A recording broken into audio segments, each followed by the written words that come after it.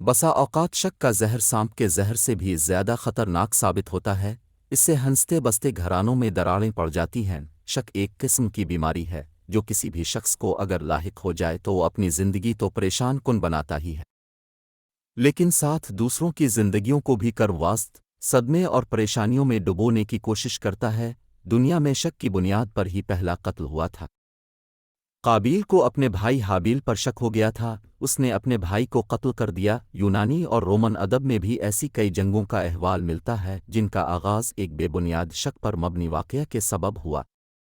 نفسیات دان یہ کہتے ہیں کہ شک سے نکلنے کے لیے ہمارے پاس کوئی فارمولہ نہیں ہے جسے لاگو کر کے انسان کو شک وشبہ کی اذیت سے نجات دلائی جا سکے، البتہ اللہ جس کی صفات میں علیم وبر ہونا بھی شامل ہے اس بات کا حکم دیتا ہے کہ تم لوگوں کی ٹوہ میں نہ رہا کرو، تم زیادہ تجسس میں نہ پڑا کرو۔ اس طرح جب آپ شک میں پڑتے ہیں تو آپ اس حکم کو یقیناً چھوڑ دیتے ہیں جو بڑے واضح انداز میں اللہ نے آپ اور ہم سب کو دیا ہے کہ ایسے جاسوسی لینے کے لیے CID کرنے کے لیے مت جایا کرو، ورنہ آپ کی زندگی عذاب میں پڑ جائے گی۔ آپ خود سمجھدار ہیں اور جانتے ہیں کہ شک کی کیفیت میں پوری بات ہاتھ میں نہیں آتی۔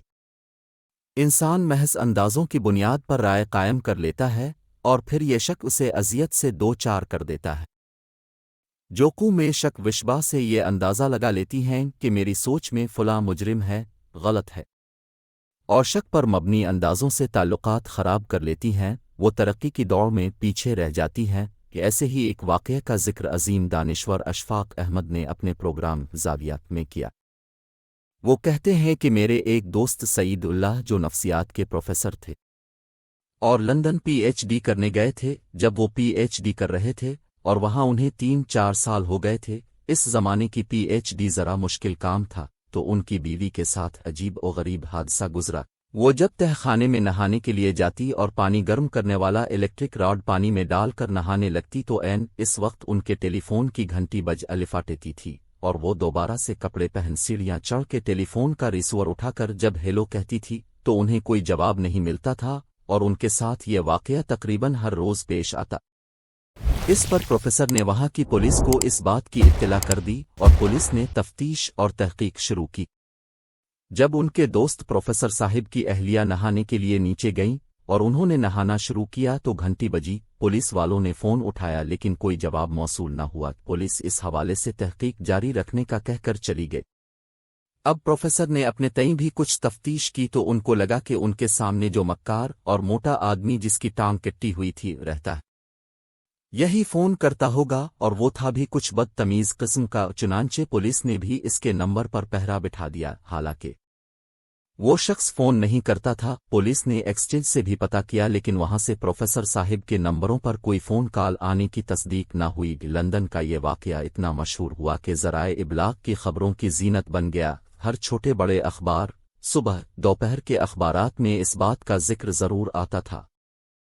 ایک عرصہ تک وہ ملزم گرفتار نہیں ہو سکا اور اس عجیب چور کا پتہ نہیں چل سکا جس نے پروفیسر اور ان کی اہلیہ کا چین چر لیا تھا۔ چنانچہ سب تھک ہار کے بیٹھ گئے۔ پروفیسر صاحب کی بیوی نے کہا اب اس ملک میں نہیں رہنا اور انہیں یہاں سے چلے جانا چاہیے کیونکہ یہاں کے لوگ بدتمیز اور بدماش ہیں اور ان کا انداز زیست شریفوں والا نہیں ہے۔ پروفیسر صاحب نے کہا کہ میرا تھوڑا سا کام رہ گیا ہے، وہ ختم کر لیں تو چلتے ہیں۔ ان کی بیوی نے کہا کہ دف کرو، کیا PhD کے بغیر زندگی بسر نہیں ہوتی؟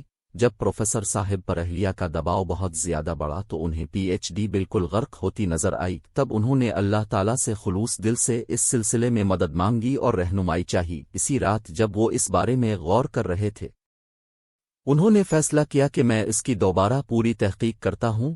پروفیسر صاحب بتاتے ہیں کہ وہ کسی زمانے میں ریڈیو ٹرانسسٹر بنایا کرتے تھے۔ ان ٹرانسسٹرز کو کرسٹل سیٹ کہا جاتا تھا، جس میں ایک لمبے سے اپریل کو نیچے گملے وغیرہ میں ارتھ دے کر گھمایا جاتا تھا اور کبھی نہ کوئی اسٹیشن پکڑا ہی جاتا تھا۔ یہ سن 37-38 کی بات ہے۔ انہوں نے اپنے الیکٹرونکس کا علم جتنا بھی تھا اسے بھی استعمال کیا۔ چنانچہ انہوں نے اس فون بجنے کی آواز پر کان رکھے اور جو نہیں نیچے ان کی بیوی نہانے کے لیے گئیں۔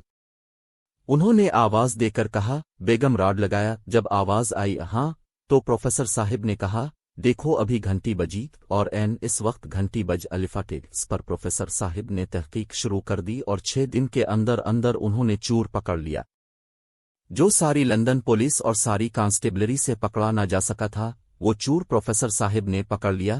چور یہ تھا کہ جب وہ بجلی کا راڈان ہوتا تھا اور پانی آبالنے کے لیے اس میں ڈالا جاتا تھا تو اس وقت ہی گھنٹی بجتی تھی۔ غور کرنے پر پتہ چلا کہ جس بجلی کی تار سے راڈ منسلک تھا اس تاروں کے قریب سے فون کی تار نیچے زمین میں سے گزرتی تھی۔ جو ہی وہ بجلی کی تار انرجائز ہوتی وہ فون کی تار کو بھی کر دیتی تھی اور اس وجہ سے فون کی تار کرنٹ محسوس کر کے گھنٹی بجانی شروع کر دیتی تھی اور اس میں کوئی آدمی ملوث نہ تھا۔ پروفیسر صاحب کہتے ہیں کہ جس کرب کی حالت میں انہوں نے وہ پورا سال گزارا تھا وہ خود جانتے ہیں یا ان کی بیوی جانتی ہے۔ اس طرح کے واقعات حیات انسانی میں گزرتے رہتے ہیں اور اب بھی گزر رہے ہیں، تو اس عذاب سے نکلنے کے لیے روحانی طور پر اللہ سے مدد مانگی جا سکتی ہے، کیونکہ اس نے شک سے منع فرمایا ہے۔ ہم اللہ سے مدد مانگ کر اس قسم کے کربنک مرض سے باہر نکل سکتے ہیں۔